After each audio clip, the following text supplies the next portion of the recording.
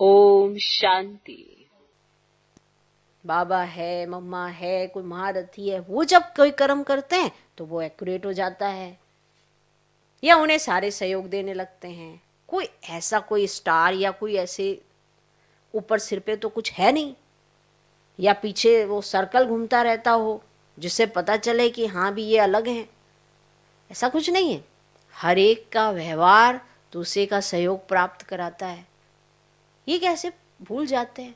आपका व्यवहार सामने वाले से कैसा है? आप ऐसे ऐसे ऐसे करके बात करते हैं, सामने वाला एक दो बार सहयोग दे भी देगा डर के, तीसरी बार कहेगा परे हट, क्या करना है इसको दे के सहयोग। वापिस वापिस ऐसे ही रहता है, क्योंकि उसने आपका नेचर देख लिया तो ऐसे ही करना है। पर दिव्य बुद्धि कहाँ है फिर? कहाँ है दिव्य बुद्धि? ये कैसे भूल जाते हैं कि जो भी आप कर्म करते हैं वो देखता तो बाबा है ना। आपकी जितनी भी कॉपियां हैं, जो भी आपका पेपर चल रहा है, उसकी सारी कॉपियां तो आम इंसान ने तो चेक नहीं करनी। किसने चेक करनी है? बाबा ने। पर भूल जाते हैं, एक दूसरे के साथ ही नंबर बनाने में लगे रहते हैं, क्योंकि दिव्य बुद्धि काम ही नहीं कर रही है। मैं क्या क्या करूं, मैं क्या क्या देखूं, मैं यानी कि तुम अकेले हो। अब उनसे कह दिया जाए कि आप अकेले हो, ना ना मेरे साथ तो बाबा है। अब ये शब्दों वाला हेर फेर क्यों करते हो अपने साथ, जबकि तुम अकेले होकर चिड़चिड़े हो जाते हो, इरिटेट करते हो, फ्रस्ट्रेट करते हो और दूसरे का माहौल खराब करते हो। तो माना कहाँ पे क्या यूज नहीं हो रहा है? दिव्य बुद्धि, सर्वशक्तियां नहीं इस्तेमाल हो रही ना, तभी तो आप ऐसे हो रहे हो। वरना ऐसे क्यों हो गए जब आप परमात्मा शक्तियों का इस्तेमाल कर रहे होंगे तो?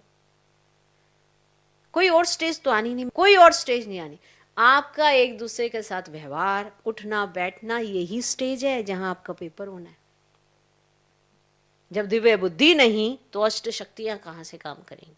और जब अष्ट शक्तियां नहीं तो फिर कर्म कैसे श्रेष्ठ हो सकता है? और जब कर्म श्रेष्ठ नहीं तो सफलता कहां से मिलेगी? पूरी लय है इसके साथ, पर नहीं समझना। क्यों? क्योंकि हम समझना चाहते ही नहीं। फिर कहेंगे जो समझाया जा रहा है वो नहीं समझते, हम कुछ और ही कंक्लूजन निकाल लेते हैं, किनारा करेंगे, चुप रहेंगे। चुप कैसे? मन का चुप, कि मन में संकल्प नहीं चलाएंगे, वो चुप्पी चुप्पी होती है। किसी की एक्टिविटी देखकर साक्षी होने का अर्थ क्या है? कि मैं साक्षी रहूंगा, माना मन में संकल्प नहीं उत्पन्न करूंगा, इसको साक्षी होना कहते हैं। क्योंकि हम आदि मध्य अंत को जानते हैं, इसको साक्षीपना कहते हैं।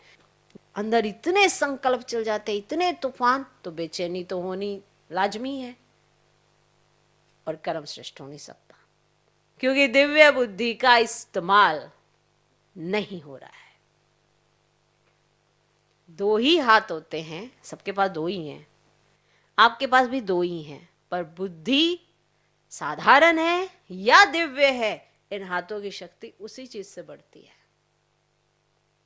अगर बुद्धि दिव्य है तो हाथ हजार भुजाओं समान हो जाते हैं।